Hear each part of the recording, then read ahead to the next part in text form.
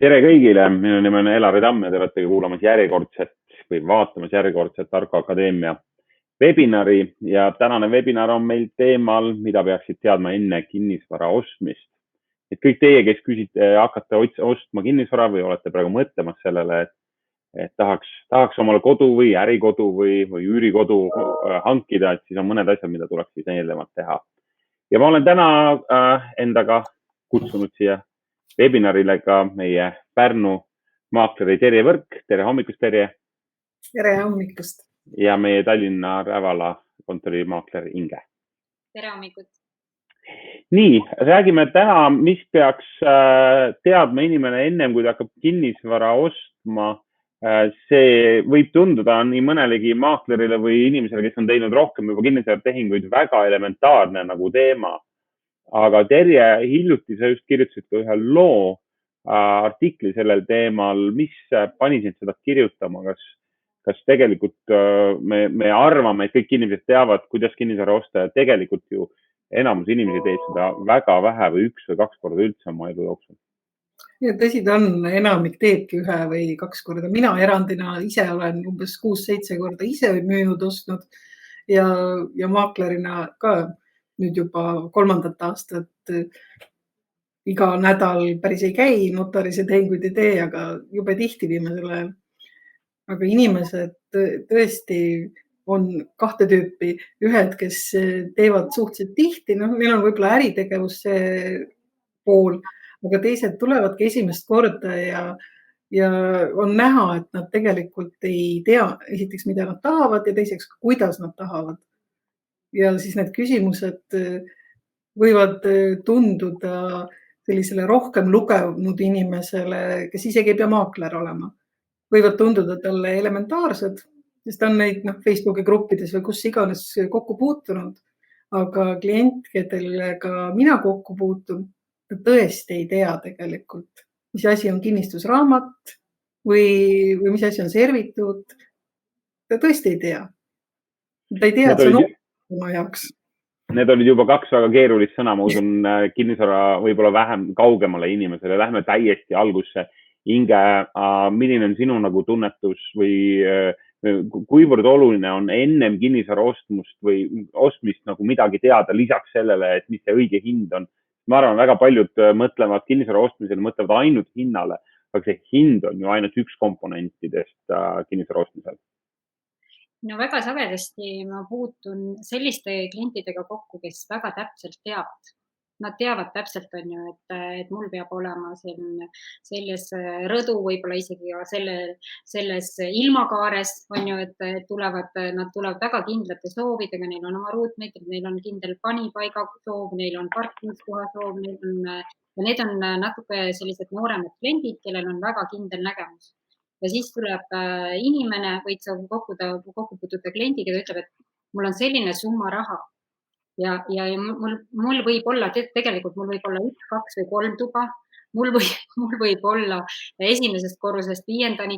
ja tegelikult on nagu mingit nägemust ei ole, siis selle kliendiga ma leian, et on lihtsalt ise teha mingi väike valik ja käia taga vaatamas, et see klient, kellest väga kindlalt teab, sellega on võib-olla selles mõttes tööd vähem. Sul on väga kindlad parameetrid ees, sa lähed nende järgi, otsid talle selliseid korterid, aga selle kliendiga, kes päris täpselt ei tea, millist korterit ta soovib, siis selle kliendiga tuleb lihtsalt rohkem käia ja vaadata ja pakkuda välja erinevaid variante.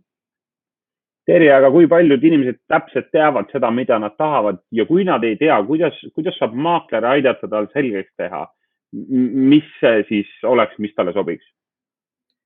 Nüüd me räägime ostjast selle koha pealt, et kes tahab osta asja, ta kujutab ette tihti ju mingeid oma ideaalnägemusi oma tulevasest elust. Ja selles on ühtepidi ongi see ideaalne nägemus, teistpidi need pisiasjad, mis selle ideaali võivad hiljem ära rikkuda, aga mida sa esimese armumise faasis isegi ei näe, a la naabrid või kinnistu suurus või su maja kõrval olevad mingid laudad. Et sa tead, et sa tahad maale elama minna, sa tead, et sa tahad suuri puid ja sinist taevast, aga et seal tee ääres on kraav, mida tuleb hooldada või tee, mida tuleb ise lahti lükata. Kui sa tahad sinna pärapõrgusse elama minna, see on paratamatus, et keegi selle eest ei hoolitse muu kui sa ise. No selle peale sa tihtipeale ei mõtle. Või et kas sa üldse sinna pärapõrgusse ligi saad üle kellegi metsa või ja kas sul selleks õigus on. Need on need pisiasjad, mida. Kui me räägime tõesti maale kolimisest või sellisest, ütleme siis, sõltuvalt siis kuhu klient tahab osta, eks ole. Et mida ma olen ise pannud tähele on see, et sageli ongi kliendil eelarve ja ta ütleb, et mul on vaja kesklinna korterit. Võib-olla ta teab asukohta, võib-olla ta ei tea isegi asukohta, ta käib vaatamas Tallinnas kesklinna, siis ta vaatab Rocca al Maret, siis ta vaatab Kristiinet ja siis see klient tegelikult nagu jooksutab mõnes mõttes nagu ennast ja ka maaklerit ringi ja täpselt ei tea. Inge, kuidas aidata sellise kliendil võib-olla enne, kui me jõuame üldse sinnani, et mida peaks teadma ennem, kui sa hakkad kinnisvara ostma, kas peakski nagu selgeks tegema, et okei, kus see kinnisvara peaks asuma, et kas kõik piirkonnad sobivad? Et hästi palju ma leian, et on vaja sellise kliendiga lihtsalt küsimusi küsida. Et küsimusi küsida, mis on sinu vajadused, mis on ikkagi, et kui sa ütled Kristiinesse, aga su töökoht on võib-olla ikkagi nagu Viimsis, et kas sa ma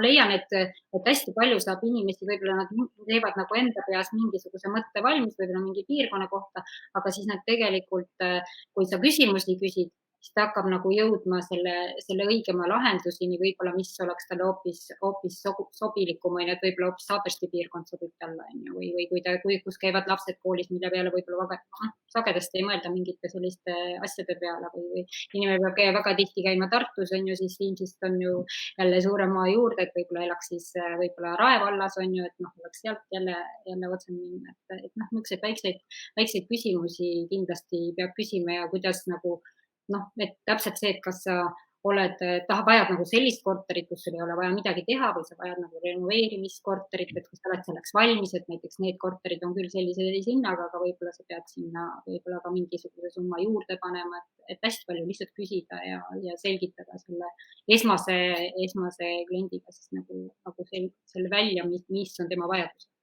Hästi palju ostavad noored pered ju omale uusi maju ja tahavad kolida, et lastel oleks hea kuskil muru peal joosta. Ja siis 3 aasta pärast, kui nad hakkavad kooli minema, siis tekib see olukord, kus sa pead kogu aeg neid sõidutama ja taksot mängima. Et võib-olla peaks selle peale natukene varem mõtlema juba ka arvestama, et need asjad, et koolid ei teki sinna maja kõrvale, vaid lapsed peavad ikkagi kooli juurde jõudma. Ideaalis võiks muidugi tekkida, aga see on selge, et kinnisvaramaakler saab aidata tegelikult kliendil neid asju läbi mõelda ja küsida õigeid küsimusi. Ma arvan, et see on midagi, mida iga klient, kes praegu ka kuuleb või vaatab, on ostmas, siis kas või võtta üks konsultatsioon maakleriga ja pidada aru, et mis see parim lahendus siis tema jaoks oleks. Ma arvan, et küsimused on mingi hea mõte, õiged küsimused, täpsed küsimused ja viia läbi üks intervjuu. Okei, aga oletame nii, et meie ostja on jõudnud selle oma, siis ütleme, selle kinnisvarani või selle koduni, mida ta tegelikult tahab siis osta. Vahemärkusena, et öeldakse, et ideaalset kodu ei ole olemas, see tuleb ehitada, see tuleb ise luua. Et kõige muu osas tuleb teha aeg-ajalt mingi kompromisse. Ja loomulikult on aeg-ajalt selliseid ideaalseid näiteid ka, kus inimene leiab täpselt selle ja kõik on paigas, aga üldjuhul tuleb see ehitada. Ja kui klient jõuab selleni, mis on nüüd need esimesed asjad, Terje, mida see klient siis peab teadma ennem, kui ta nüüd siis hakkab seda ostma ja ütleb jah, võib-olla isegi ütleb jah ära, aga nagu sa oma artiklis kirjutasid, et mis kuulub müügina, siis mis need põhilised küsimused on, mida oleks vaja siis tegelikult ostjal küsida ennem, kui ta isegi võib-olla jah ütleb või sellist nagu selge closing'u teeb? Nagu sa ütlesid, et mis kuulub müügihinna sisse, see on võib-olla see kõige esimene küsimus ja see on päris lai küsimus. Et need piirid, kui palju sa saad kaasa selle ostuga, sa saad ju naabrid kaasa, sa saad kohaliku omavalitsuse kaasa, sa saad selle hoone, mis siin ehitatud on, ja abihooned kaasa. Kas sa lepid sellega või teed kompromisse? Kas sa tahad oma raha eest saada seda senist elustandardit, millega sa oled harjunud? või pead seda muutma hakkama. Siin esimeseks ja oluliseks asjaks tavaliselt on ju pangalaenu küsimine, kes ostma hakkavad. 80% tehingutest tehakse pangalaenuga, kui mitte rohkem juba praegu. Aga pangad on konservatiivsed krediidiasutused, kes igaühele laenu ei taha anda millegipärast ja igat objekti hüpoteegi tagatiseks ka ei sea. Ehk et minu kliendid lähevad küll esimese asjana panga poole ja siis me vaatame, kas selle ostetava asja dokumentatsioon on korras. Ehk et uute elamute ja korteritega ja tüüpkorteritega tavaliselt neid probleeme üldse ei ole ju, kui seal pole mingid vaheseinu maha võetud. Aga majadega kindlasti on. Vanemate majadega alati, peaaegu alati mingis osas. See on see esimene. Just. Just Inge, palun. Ma tahtsin nagu lisada Terjele, et väga sagedasti on ju see, et inimene ju vaatab esimest oma otsust, ta teeb ju selle kuulutuse järgi, mis on portaalis üleval, on ju, et tuleb ja vaatab, et kui uhked lambid, kui uhke mööbel, kõik, mis seal veel juures on, vaibad, väiksed nipsasjad. Sest tema ettekujutus on väga sagedasti ju see, et kogu selle sama hinna eest ongi see kuulutust võib-olla süvenemata ja kui ei ole seda kuulutuses märgitud, siis see lihtsalt niimoodi ongi. Ta arvab, et ta ostab selle ja siis, kui see pettumus on nagu suur, kui selles mõttes, et nende piltide hetkel on kõik see mööbel seal peal ja see korter on müüki pandud sellise tegelikult ikkagi nagu ilma mööblita ja kui see korterisse läheb ja seal ei ole neid asju, siis on inimestel nagu väga sagedasti, aga see on hoopis teine korter. Et kui korter on, et mis seal sees ka nagu on, et visuaalselt on piltide peal kõik hästi, aga pärast on see korter teist nägu. Just. Kui sageli, ma saan aru, Terje, sa ütlesid, tegelikult tuleks alustada kõik finantsidest ja tuleks alustada nagu pangast tegelikult. Et kui sageli sa seda täna paned tähele, et ostja tegelikult otsib kinnisvara ennem, kui ta on pangas käinud, sest ma saan aru, tegelikult soovitus on teha kõigepealt rahaasjad selgeks. No ikka 90% vaatavad ju kuulutusi ja tahaksid kohe vaatama ka tulla korterit ja ütlevad, et jah, ma saan seda endale lubada, aga praktikas võib hoopis vastupidine selguda. Inimesed eeldavad rohkem, kui neil võimalusi on. Või ei ole nii konservatiivsed, kui laenuandjad on praegu ja võib-olla järjest enam. Korterite vaatamine ja võib-olla maamajade külastamine on mingis mõttes ka turismiharu. Sõidetaksegi ringi ja vaadatakse, mis kõnetab, et mis meeldib ja siis hakatakse edasi mõtlema. Ja mina olen ka enda kogemustest nüüd, ütleme nende klientidega, kes on, et üksikud on tegelikult sellised, kes ütlevad, jaa, mul on panga vastus olemas, ma olen sellega tegelenud, ma olen saanud ja need on, reeglina on need ka nooremad kliendid, on ju, kes noored, kes ei ole otseselt abielus, vaid kooselus ja nad tahavad näha seda enda finantsvõimekust, on ju, ja nad uurivad seda iseenda huvides juba varem välja. Aga jah, mõnikord sellised vanemapoolsed inimesed või siis ütleme sellised inimesed, kes tõesti nagu mul tuleb tahtmine midagi osta või vahetada, siis nemad tegelikult on esimene asi, mida ma küsin, et kas te olete pangaga suhelnud, kas me saame, millises kriteeriumis me üldse seda kodu otsime. Ja ei saa ju mainimata jätta seda, et tihti on enne vaja endal mingi teine vara ära müüa, oma korter või maja, et uut osta. Loodetakse, et ma müün ära ja siis ma hakkan uut otsima või vastupidi, et ma otsin enne uue ja siis müün enda oma ära. Aga need ei toimi sedapidi. Pigem tuleb seda kõike teha paralleelselt ja seda selgitada inimestele on ka üpriski ma ei taha öelda närvesööv, aga see ei pruugi alati lihtne olla, sest kodu on seotud emotsioonid ja seda enda oma müümist või sealt lahkumist on kindlasti raskem ette kujutada kui uude kolimist. Aga neid tuleks teha paralleelselt, sest alles siis saad sa osta, kui sul raha olemas on. Kõigil on kiire, ega keegi ei taha oodata. Absoluutselt. Rääkimata sellest, et raha on loomulikult üks suur komponent kogu sellest ostmisest, aga ma arvan, et raha asjad tulebki enda jaoks selgeks teha ennem, kui kui hakata otsima seda kinnisvara või keegi ei keela ennem unistada. Aga ma arvan, et üks asi, mida siis me oleme maakleritena, professionaalidena näinud sageli on see, et ennem kui rahaasjad ei ole selged või ütleme siis nii, et kui sa alustad liiga ennatlikult juba kinnisvara otsimist ja vaatamist ja siis lähed rahaasju selgeks tegema ja siis tuleb välja seal komplikatsioone või ütleme siis nagu asju, mida tuleb ära teha, siis võib tekkida suur hulk, ütleme siis nagu lisaemotsioone, mida pole vaja. Aga lähme nende asjade järjekorra juurde tagasi, et me alustasime sellest, et ennem kui inimene teeb selge või ütleme, et tahab hakata kinnisvara ostma endale, teeb rahaasjad selgeks, oletame, et need on selgeks tehtud, piirkond on ka justkui välja valitud, aga siis on loomulikult oluline see hinnaskaala, et mis hinnaskaalal osta midagi. Et mina sain just hiljuti ka ühe kõne ühe oma sõbralt, kes ütles, et Elari, et kas ma ostan õige hinnaga, et saada see tunnetus, et me täna räägime ennekõike nagu ostjatest, et enne kui hakkavad kinnisvara ostma, et mis on vaja selgeks teha.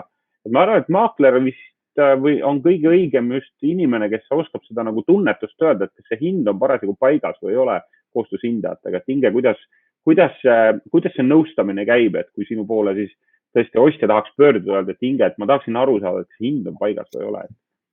Kas maakler saab aidata selles osas?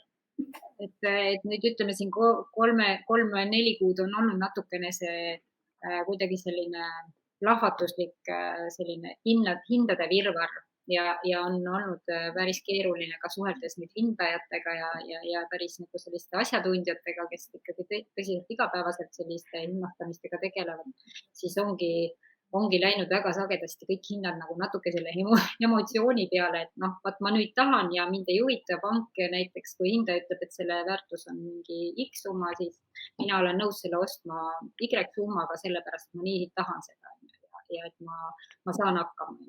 Et aga üldiselt jah, meie ikkagi, sa mingil määral nagu tajud seda piiri, mis on nüüd natuke keeruliseks läinud, aga ega me teeme väga sagedasti ka koostööd ikkagi hindajatega. Ja et kui meil on see mingi oma nägemus olemas, siis me ikkagi konsulteerime selle ja täpsustame selle üle et ma ei tahaks anda kliendile sellist ootust ja lootust, ma ütlen talle, et see objekt maksab sellise summa ja lõppkokkuvõttes on ikkagi see, et hindaja ütleb selle hoopis veel teise summa ja maha müüme lõpuks selle kolmanda summa. Et selles mõttes nagu me ikkagi nagu seda natuke kontrollime, mis on tegelikult kontrollimatu. Ostjale on kõik kallis ja müüjale on kõik odav. Müüja tahab alati saada rohkem ja ostja kui teil just ei ole mingit väga konkreetset huvi selle ühe ja väga hinnatud asja vastu. See hind, mis hindaja eksperthinnangus paneb, see väljendab siiski palju rohkemate inimeste nägemust kui selle ühe kliendi nägemus. Ja sellega need ostjad tihtipeale ei pruugigi nõus olla või müüjad, et mis mõttes hindaja teeb hinnangu ja seal on siis selline madal hind. Mina arvasin, et mul on ikkagi kõrge väärtusega objekt ja tal võibki olla mõne konkreetse inimese jaoks kõrgem väärtus. Ja samas klient on nõus ka selle summa maksma, mis siis... Jah, täna võib täiesti ollagi, sest olud on kuidagi turbulentsed. Arusaadav, täna oleme me turu seisus, kus kinnisvara hinnad on tõusnud viimased mitte ainult kuu, vaid üle maailma on tegelikult kinnisvara olnud päris kuum kaup, nii et nõudlus on igal juhul ületanud pakkumist ja seetõttu on täna see meie webinar just suunatud ennekõike ostjatele, kes küsivadki, aga ennem kui ma hakkan siin ostma, mis ma pean teadma ja ma arvan, nagu me rääkisime, et üks oluline asi on siis hind läbi rääkida, et täna võib juhtuda, et sul tuleb, ütleme siis selle nõudluse kasvu faasis tuleb sul mõne asja eest rohkem maksta, aga võib-olla see läheb sinna kategooriasse, mida küsitakse, et kas kodu ostmiseks on õige aeg või mitte, et kodu ostmiseks on iga aeg õige, kui sul on selleks finantse ja ka tahtmist. Et see on selge, et kui ka hinnad peaks alla minema, läheb ka laenu pakkumine kehvemaks ja turg üleüldse majanduses läheb kehvemaks, nii et selles mõttes on kindlasti tänane aeg loomulikult ennekõike soosiv müüjatele, sest nemad saavad täna küsida küll suuremat raha, aga kui ostja leiab selle õige asja, on see tema jaoks täpselt samamoodi oluline. okei, kui esimene asi oli pangas ära käia, teine oli see hind paika rääkida ja saada aru, kas ma maksan üle, kas ma maksan õiget hinda, kas ma maksan turuhinda, et see on midagi, mida maaklerile aitab, siis võib-olla üks selline küsimus ka, mis puudutab nüüd neid soove ja tahtmisi, et võib-olla see läheb sinna samma kategooriasse, mis ma ennem ütlesin, et see ideaalse kodu leidmine. Et kui kaugele annab selle asjaga minna, et noh, et ma tahangi, et mul oleks Kadriorus korter merevaatega, eks ole, mis on üsna keeruline teha. Aga millised need tahtmised ja soovid ja siis reaalsuse vahe tegelikult on, et kui palju peab ostja tegelikult nagu hakkama kompromisse tegema, et tulema nagu sammuke allapoole, et tegelikult siis see õige asi endale leida. Terje, kui palju sa seda näed oma töös? Ma usun, et seda peab tegema rohkem, kui inimesed sellega nõus on. Sest kui sa vaatad pakkumisi, neid on päris palju ja samamoodi väga palju on ka ostusoove, aga millegipärast nad kokku omavahel ei saa. Et samal päeval võib tulla müügipakkumine ja ostupakkumine, kus on enam-vähem samad kriteeriumid, aga ostjale ikkagi see ei sobi, mida pakutakse ja müüjale ei sobi siis, ma ei tea, kas loodetav hind või mingi muu asi. Et tegelikult lihtsam on teha mingid kompromissid ostjatel ja kas või ise pärast rajada see kanalisatsioon, mis hetkel puudub või mõni muu asi, mille sa saad ju oma maitse järgi teha ja täpselt enda nägemuse suunas. Sa ei pea leppima sellega, mis enne olemas on. Pigem teha kompromisse, tulla natukene alla oma soovidega ja siis on see palju lihtsam. Kui otsida täiuslikkust, siis see, ma kardan, et on pikem protsess. Tulles selle küsimuse juurde, et või Terje nagu selle lause juurde, et on see pakkumine on ja see ostusoov on ja nad ei saa ju kuidagi kokku on ju. Et minul on küll kogemus, kus ma lihtsalt nagu klient muidugi kohe ütles, et ei, ma ei hakka seda üldse nagu vaatamagi, et mulle see nagu ei sobi, kõik tegelikult nagu parameetrid, kõik ma ütlesin, aga lähme, anname võimaluse. Lähme vaatame, et ega see üks asi, mida ma ka väga sagedasti korrutan, et üks asi on see objekt piltidel ja teine on see nagu reaalselt elus. Ja siis, kui me sinna objektile läksime, siis lõpuks oligi niimoodi, et ma ütlesin ja vaadake mööda värvidest ja vaadake mööda asjadest. Müüakse tühjana. Ja ma lõpuks läksin, nii et see ongi see, et sa pead nagu suutma viia selle kliendi, kes võib-olla mingisugused asjad välistab, ütleb, et ei, seda ma ei soovi, siis ikkagi, kui sa ostad, siis seda kodu ostes me ostame ju ikkagi nagu me ei osta seda tõesti võib-olla 1-2 kuuks on ju ikkagi pikemaks ajaks, et siis lihtsalt tulebki anda endale võimalus nagu vaadata võimalikult erinevaid ja siis võib-olla leida see täpselt õige, mis sulle siis sobib. Eks erinevad tüüpi, kes on sellise ratsionaalse mõtlemisega, suudab mööda vaadata olemasolevatest tingimustest ja kes ei suuda. Et minu kogemuses on mõlemaid. Ühed inimesed lähevad, nad on võlutud näiteks mingitest nüanssidest ja tehnikat või siis neid asjaajamise raskust nad ei panegi tähele või tutvuvad sellega hiljem, eks ju. Ütlevad enne juba, jah, see meeldib meile. Ja siis tuleb teine klient, kes soovib ka osta, aga hakkab leidma kõiki neid raskusi ja keerulisusi, mis nagu takistavad emotsiooni tõusu. Ta ei suuda neist vaadata, ta näeb neid miinuseid ja väga õigustatud tegelikult võivadki need olla väga olulised, mida sa esimesel emotsionaalsel vaatamisel ei märka, aga pärast võivad sinu kogu läbirääkimiste asja ära rikkuda ja ei toimu tehingut. Okei, head tähelepanekud. Lähme veel pragmaatilisemaks, räägime veel täpsemalt sellest, et kui nüüd ostja hakkab ostma ühte kinnisvara, rääkimata sellest, et hind tuleb paika rääkida. Küsin muideks sellele, et kui tänasel turul tõepoolest on nagu nõudlust on oluliselt rohkem kui pakkumist, kuidas te näete selline keskmine, ma tean, et see võib olla, ma ei tea, Pärnumaa talumaja kontekstis hoopis erinev kui Tallinna kesklinn või Tartu mõni magalakorter. Ehk kui palju nüüd see hind reaalsuses, mis siis portaalis välja toodud on, nagu saab olema see tehingu hind versus kas täna me näeme, et enamus hinnad tõusevad või toimub seal ka kauplemist? Kas mu küsimuse taga on see, et kas ostja peaks täna ka püüdma kaubelda või peab võtma, mis võtta on? Terje, mis sa ütleksid? Viimasel ajal on tõesti tehingud läinud nii-öelda leti hinnaga, et kauplemist võib küll toimuda, aga müüjad seda väga teha ei taha, ei soosta alla laskma. Kõik sõltub sellest, mis hinnaga asi enne paika pandud on. Kui siin on ikkagi asjatundlik nõu olnud ja ta on arvutatud seniste tehingute pealt või reaalsusest, siis ta väga palju ei pruugi üldse kõikuda, kuigi öeldakse, et kõigis hindades on 10% kauplemisruumi ja müüjad ise ka ütlevad, et jah, natuke ikka võib kaubelda, et ma tahaks ikkagi ära müüa, iga inimene tahab võib-olla kaubelda. Ta jätab selle õiguse maaklerile ja endale, aga täna küll pigem ei kaubeldagi. Okay. Inge, tahad midagi lisada? Mina puutun ikkagi kokku inimestega, kes küsivad ikkagi, et kuidas kui kindel on hind ja reeglina on niimoodi, et kui kliendil, oleneb nüüd sellest, kui kliendil on kiire. Kui kliendil on kiire ja ma pakun välja, et meil on tehtud sellise hinnapakkumine, et kuidas see sulle tundub, siis see on tegelikult pigem nagu kliendid on alati sellega nõus olnud.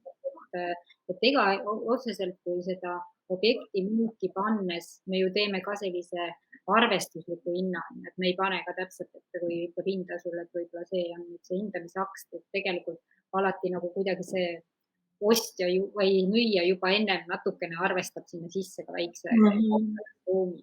Et seda ma olen ka nagu tähele pannud, et kui on hindamisaks seal 100 000, siis müüja ütleb, et alustame natukene nagu kõrge. Et ta jätab juba natuke kliendile selle kauplemisruumi ikkagi tegelikult. Okei, ühesõnaga ka turul nagu praegu ei võta keegi õigust ostjalt täna kaubelda. Ainus asi, mida oleks hea maaklerilt küsida või tagasisidet saada, kui see ei ole müüja esindaja, siis pigem nagu endale esindaja otsida ja küsida temalt, et ta uuriks, et kaua see pakkumine on olnud turul, kui kuum see pakkumine on, kas teisi pakkujaid on ka, et ostjale ei pruugi seda infot müüjapoolne maakler isegi anda, aga kui sa võtad oma esindaja, siis su esindaja teeb kõik selle info nagu selgeks, et saada siis aru, et kas pakkumist, kas on mõtet teha madalam pakkumine või mis selle pakkumisega toimub või tuleb ära võtta. Kui see on ideaalne nagu kinnisvara, mis leitud, et siis pigem kiiresti notarisse. Aga vaatame nüüd järgmisi punkte veel siia. Terje, sa oma artiklis ka kirjutad, mis puudutab nüüd seda, mis kuulub müügisinna, siis seda me põgusalt rääkisime, aga see on kindlasti oluline punkt, et läbi rääkida, fikseerida väga selgelt kogu see mööbli küsimus. Ütleme siis, olen pannud tähele oma praktikast, kus siis, kui ei täpsustata, et mis tool, milline lamp, kardinad ja nii edasi, et nii kui seal jäetakse selline hall maa, tekitab see tegelikult olulisel määral jälle stressi. Ja, täiesti õige ja hiljaaegu oli siin üks kogemus, kus oli imekaunilt sisustatud korter, võiks öelda disaini ime. Ja kõik need elemendid ju loovadki mulje, mille järgi sa seda korterit ostad. Okei, seal oli vahetatud ka torustik ja tehtud vannitoas ideaalne remont ja kõik. No, lisaks tapeedile on ju korteris lühtrid ja kapid ja muud siuksed asjad, mis sulle mulje loovad. Ja need tuligi lepingusse kirja panna, enamik asju viidi ära ja siis need olulised asjad jäeti.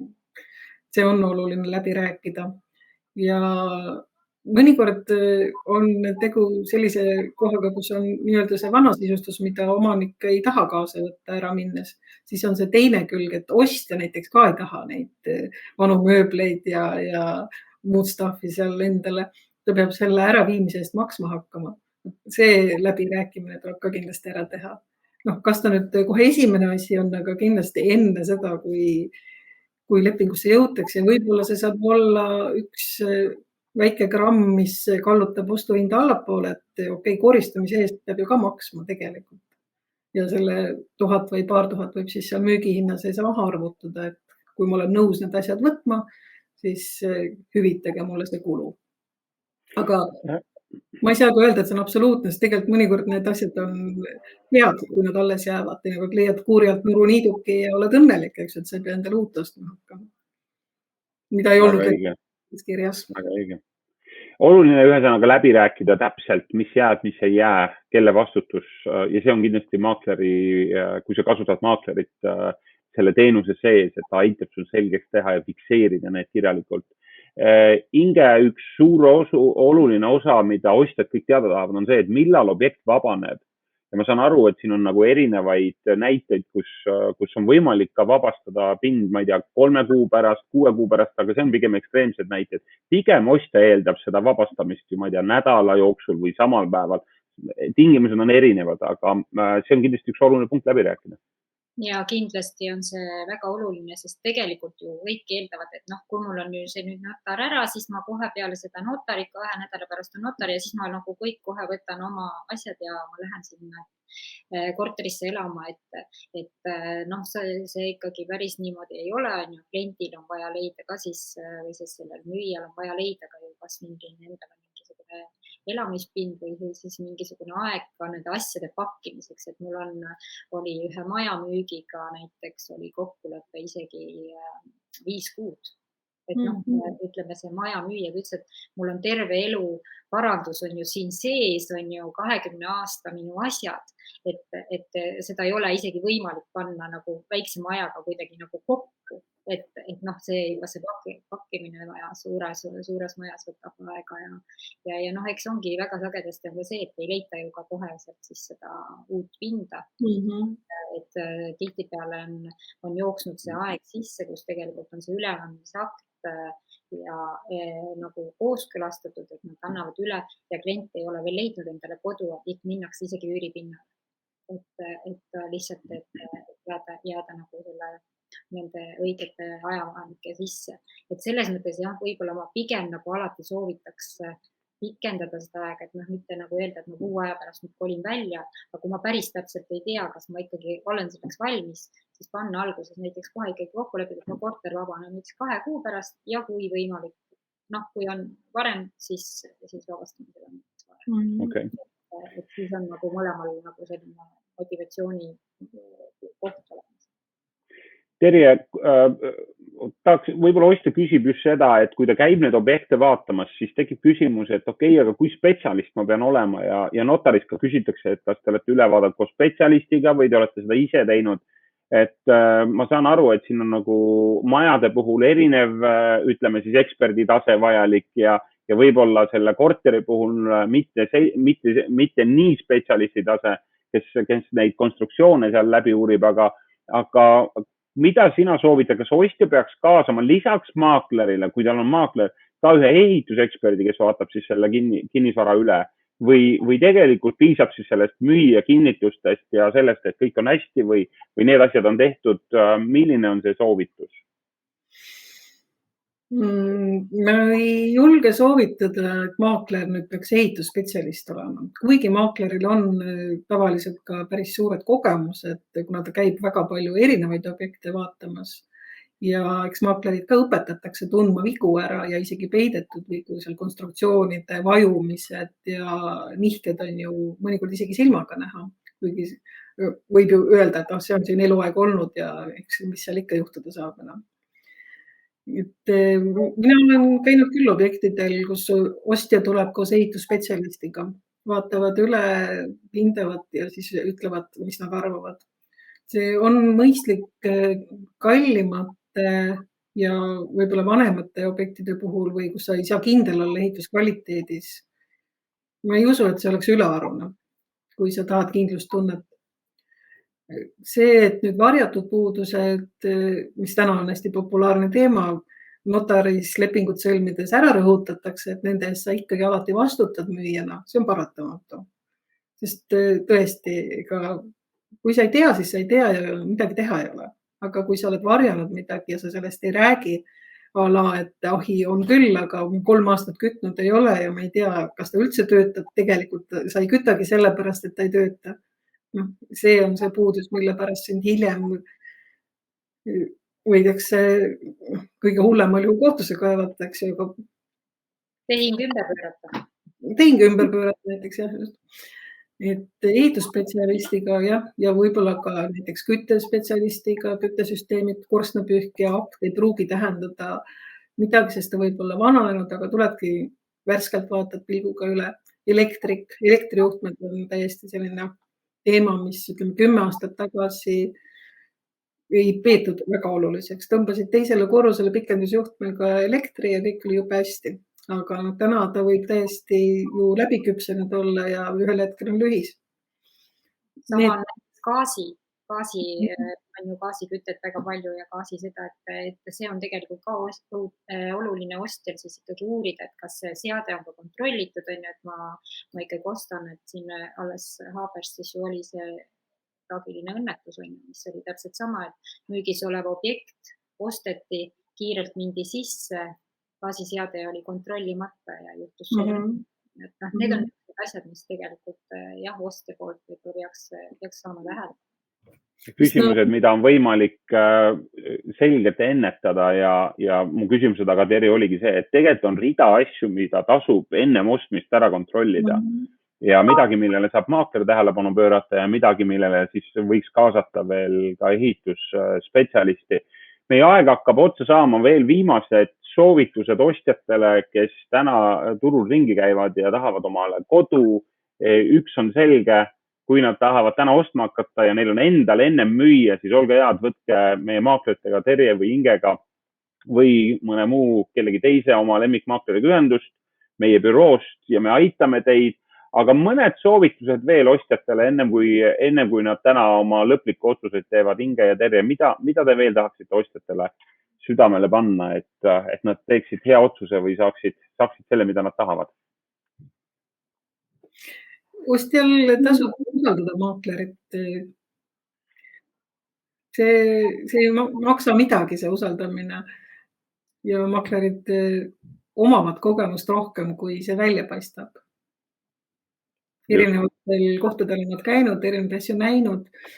Oskad öelda, kas need mõtted, mida klient väljendab sellele objektile vastavad või mitte. Nõu pidada, usaldada ja rääkida oma kõhklustest ja kahtlustest ka. Väga hea. Inge? Mis ma oskan siis ostjale soovitada, et tegelikult on ju see kodu ostmine selline, ütleme, iseenda sisetunnetamise asi on, et ma võin pakkuda mitut korterit, mis vastavad kõik ühtedele samadele kriteeriumitele, aga ma julgustan tõesti inimesi nagu olema nagu sellised äratunnetamises, et kui see mulle ikkagi nii väga ei sobi või kui ma tunnen, et see ei ole päris minu sellist tatsi selle korteriga, siis et mis siis, et öeldakse, et on objekte vähemaks, jääb vähemaks ja ma ei tea, hinnad lähevad kallimaks, aga ma arvan, kodu ostmine on ikkagi selline oluline samm, et sa pead nagu andma endale selleks aega. Et ärge nagu kartke seda, et maakleriga koos või maakleri abiga teil läheb nagu aega, aga andke endale võimalus. Suur tänu. Suur tänu teile, Terje ja Inge, edukat päeva, palju tehinguid ja aitäh, et võtsite aja siis harida meie kliente ja anda neile oma vanus selle näol, et mida siis peaksid teadma kliendid enne, kui nad kinnisvara hakkavad ostma. Ja Terje on kirjutanud ka artikli selle teemal, selle leiate ka meie blogist. Suur aitäh ja ilusat päeva teile! Kõike head! Head Arko Vara Kinnisvara Akadeemia siis kuulajad, ma tänan selle eest, et te olete olnud meiega täna. Sellel webinaril, iga nädal uus webinar, me räägime kinnisvara teemadel, olulistel teemadel teile. Kui soovite kinnisvara siis osta, müüa, vahetada, üürida, siis me tahame olla teie jaoks olemas. Nii et aitäh